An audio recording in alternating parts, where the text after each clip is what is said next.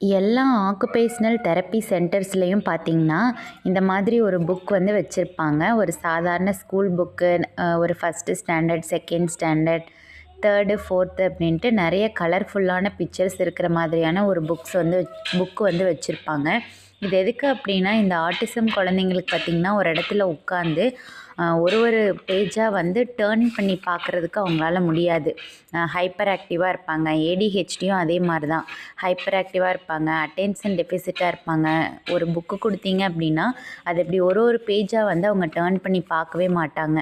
ஆனால் இந்த occupational therapy சென்டர்ஸில் இந்த புக்கை வந்து கொடுத்து ஒரு பேஜாக வந்து அந்த குழந்தைய டேர்ன் பண்ணுறதுக்கு சொல்லி கொடுப்பாங்க. ஜம்னங்கள் போட்டு உட்கார வச்சு இந்த மாதிரி கலர்ஃபுல்லான புக்கு கொடுத்து டேர்ன் பண்ண சொல்லுவாங்க. நீங்கள் வீட்லேயும் உங்கள் பக்கத்து வீட்டு குட்டீஸ்கிட்ட இருந்து ஒரு புக்கை வாங்கி உங்கள் குழந்தைய ஜமனங்கள் போட்டு உட்கார வச்சு டேர்ன் பண்ண சொல்லி கொடுக்கலாம்.